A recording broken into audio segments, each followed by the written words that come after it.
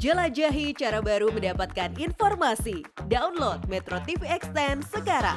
Mengajukan pergantian kepada calon anggota legislatif yang menyerahkan kepada komisioner KPU mengapa partai-partai politik terutama partai-partai besar sudah berkali-kali mengajukan pendaftaran untuk caleg DPR RI dan juga DPRD provinsi atau kabupaten kota. Tadi berdasarkan analisa lama, namun di menit-menit terakhir kemudian caleg-caleg tersebut membatalkan diri. Nah, ini menyebabkan partai politik kemudian kesulitan bergerak oleh partai-partai politik. Kemudian faktor yang kedua, banyak ketidakpuasan dari Oh iya.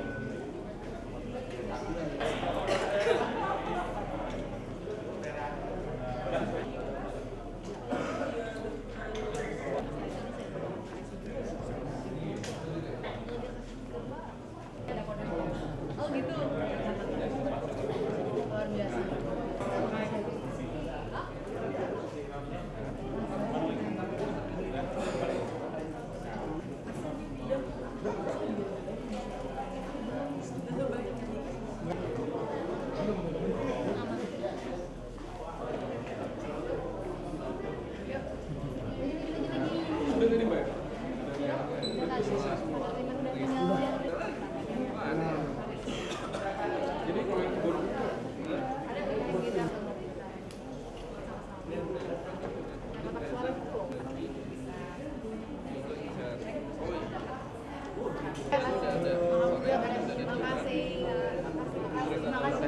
Sejalan.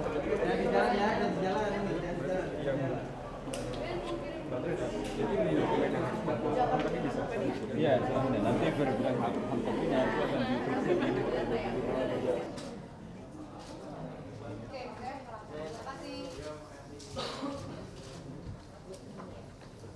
Salam sejahtera untuk kita semua, teman-teman media, terima kasih. Jadi hari ini ngomong suaranya udah oke belum ya? Udah ya?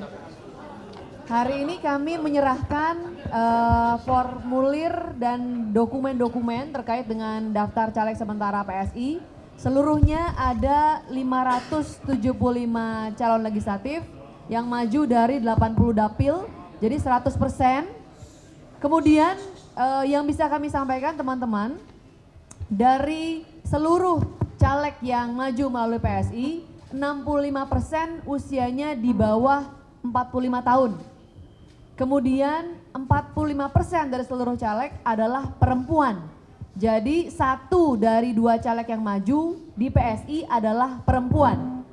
Kemudian kami telah melakukan pengundian nomor urut. Jadi nomor urut di PSI itu dilakukan dengan cara pengundian. Kita mengikuti mekanisme yang kemarin kami lalui di KPU. Kami lakukan pertama itu untuk menentukan nomor giliran. Kemudian undian kedua untuk menentukan nomor urut. Dan dari situ kita dapatkan ada 20% caleg perempuan yang mendapatkan nomor urut 1. Dan yang terpenting ini 100% calon legislatif PSI tidak ada yang ex napi korupsi. Nah itu yang kita serahkan hari ini seluruhnya kepada teman-teman di KPU. Mohon doa restunya agar perjuangan PSI untuk memperbaiki politik Indonesia, membawa anak-anak muda yang kompeten, berintegritas masuk ke dalam parlemen terwujud. Terima kasih teman-teman.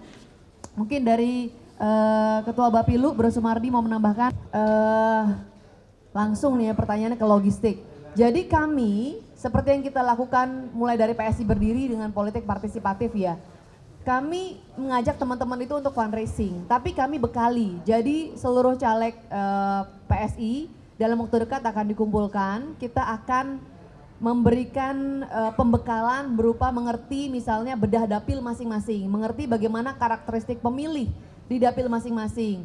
Kita mengerti berapa sih kursi atau berapa sih suara yang harus kita dapatkan untuk mengamankan satu kursi.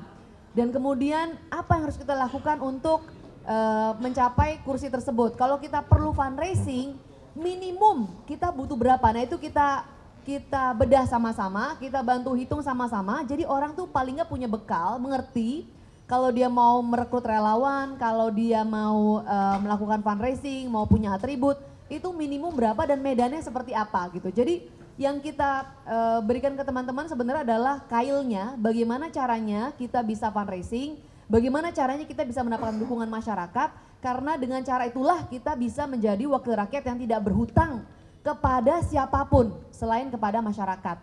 Dalam waktu dekat, bulan Agustus nanti akan ada pertemuan seluruh caleg DPR RI, kemudian disambung dengan pertemuan lokal ya untuk caleg-caleg DPR provinsi dan kabupaten kota.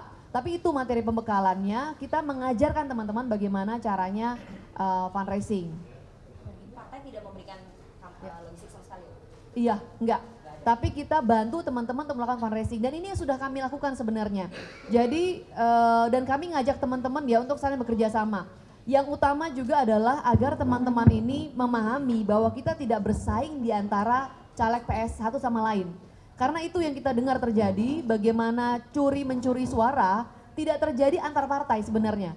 Tapi di dalam internal partai. Nah itulah yang kita terutama harus satu pemahaman dulu bahwa kalau kita mau masuk ke parlemen, kita ibarat tim sepak bola, kita ngegol untuk kemudian tim kita nih bisa naik ke liga selanjutnya misalnya. Bukannya kita bersaing dengan sesama kita karena kita ada di dalam satu tim. Ini sebenarnya siapapun ya kita terima dari awal. Namanya juga anggota masyarakat, kalau ingin punya kontribusi kenapa tidak? Tapi nggak berarti harus artis gitu kan, harus orang top seperti yang sekarang lagi berduyun-duyun artis. Tapi fenomena artis ini kan sudah dari pemilu-pemilu kapan ya. Tapi dari pengalaman saya pernah berada di lembaga konsultan untuk pendampingan campaign. Yang namanya artis itu nggak jadi jaminan sih gitu. Kadang-kadang malah teman-teman artis karena merasa sudah top, jadi malah kurang gigih berjuang di lapangan dibandingkan yang bukan artis gitu. Kalau di PSI ada beberapa tokoh, memang bukan karena keartisannya, tapi memang mereka pingin punya kontribusi, bahkan punya visi politik yang jelas. Itu ada Bro Giring, kemudian kalau bisa dikatakan tokoh, tapi bukan artis ya, mantan atlet nasional ada Haryanto Ardi misalnya. Mungkin yang lain apa sih, Samara artis medsos juga kayaknya ya, artis medsos. Yang lainnya biasa kok, tapi kami anak-anak muda yang punya kompetensi. Misalnya ya, yang berdiri di sini, ini kecuali Bro Sum, semuanya maju, kecuali si Swidi. Saya perkenalkan sedikit deh ya, ini Bro Uki yang paling ujung kiri. Bro Uki panggilannya, nama aslinya sih Dedek Prayudi. Bro Uki ini lulusan S1, S2 luar negeri. Kami belum bisa mengupdate totalnya kira-kira berapa gitu, karena sampai malam nanti itu kalau kami lihat data di internal itu masih ada pengurus-pengurus yang melakukan pendaftaran. Mungkin nanti besok kami bisa mengeluarkan update totalnya sudah berapa kira-kira. Kalau dibilang kendala mungkin bukan kendala ya, kami mengapresiasi teman-teman di KPU, Silon memang ada sedikit kendala tapi memang responnya cepat sekali gitu ya.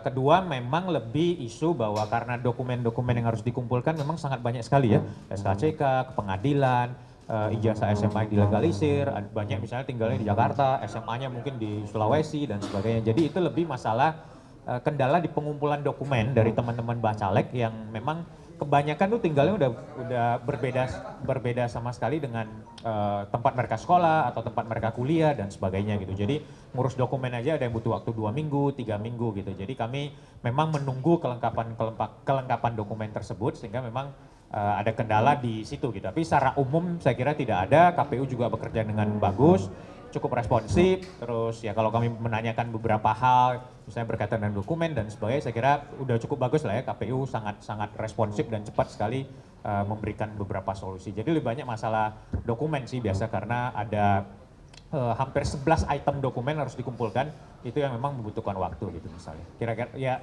secara umum cukup baik lah saya kira ya, dan kami lihat juga banyak partai-partai lain juga mendaftar di hari-hari seperti ini karena memang kendala di dokumen sih, secara umum nggak ada kendala lainnya.